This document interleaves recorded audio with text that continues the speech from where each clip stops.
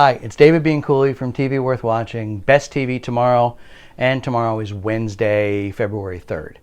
And I'm recommending the second episode of a series I didn't really talk about much last week, but after seeing it, it was sort of haunting me in terms of where have I seen this before?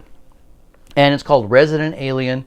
It's on Syfy, and Alan Tudyk, who was in Dollhouse and Firefly, two really good Joss Whedon cult series, stars in this as an outer space alien who comes to Earth, and he's supposed to, destroy the planet or the humans, but instead he goes undercover as a doctor in a small town. And where? And then I finally realized this show is a mashup of My Favorite Martian and Northern Exposure. And if you look at it that way, it's an awful lot of fun.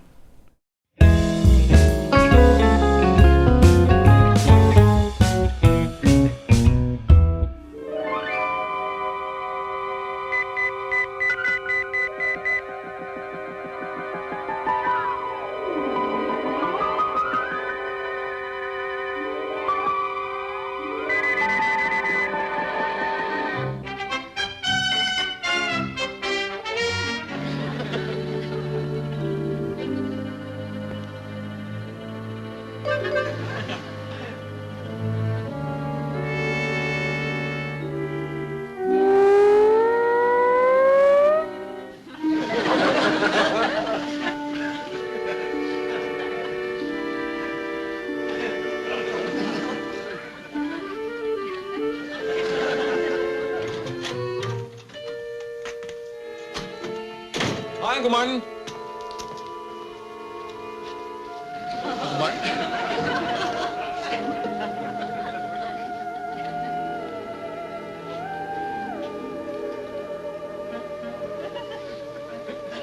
Uncle Martin, did you know that you're invisible? Tim, if I weren't by nature a kindly and gentle Martian, I'd also make Mrs. Brown disappear. Permanently. Well, I saw her downstairs just now. She was acting sort of funny. Mm-hmm. How could you tell? It was a very interesting experience. I've had a lot of wonderful, interesting experiences. They did a pilot for My Favorite Martian, and they sold it. And they loved it and sold it. So when they called me and asked me to come and take a look at it, I said, "What's the problem?" And they said, "Well, look at the pilot." I looked at the pilot, and to this day, that's the best pilot I ever saw. Favorite Martian. Best comedy pilot. In its time, everything is in its time. So I said, "What's your problem?" And they said, we have assemblages of the next, not final cut, but assemblages of partially edited, of the next 3 episodes or so. Pardon me. I said, okay, so I looked at them. And they said, "What's the matter?" I said, "Well, you promised them one thing with the pilot, and now you're doing a different show." And they said, "What do you mean?" I said, "Well, I don't know if you remember the show clearly, but it was about the Martian, Ray Walston, and his so-called nephew, because he called him Uncle Martin, Bill Bixby." I said, and the first episode was terrific. It was a fish out of water. They put the Martian in jail. He had never seen a jail before, and it was a wonderful accommodation for a guy from a foreign planet trying to understand Earth customs. I said, then the next episodes that I saw, even though they're rough, are all about Tim, which is Bill Bixby, and how he has a problem with his love affair, and the Martian comes in and makes a few gestures and straightens out his girlfriend, and he has a problem with his boss, and the Martian comes in, and it's all about Bill. You might as well call it My Favorite Tim, because that's what the show has become.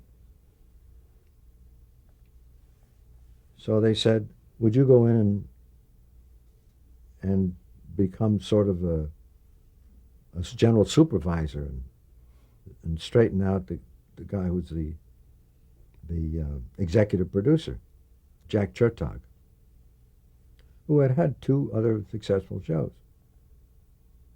So I said, well, I don't know how he's going to like that. I don't know what my title is or what you... It's not a question of money. It's a question of why should he listen to me? So they said, well, we'll tell him to. Or he's going to be without a show. I said, well, that's a bad footing to get off with a guy I'm supposed to work with. But I said, if you can clear the air, I said, yeah, because I think it's a fascinating show. The fish out of water concept is a great concept. So I went in there, and it's very hard to tell a guy that he doesn't know what his own show is all about when he's the executive producer. But I said, but other people had now told him, so it's not like I came in. I said, I'm not threatening you. This is your show. As a matter of fact, I already have a deal with CBS. I can only stay here for 6 months. And because I have to go do my own show, which is Gilligan's Island. So he said, well, what do you feel is the problem? So I told him what I felt the problem was.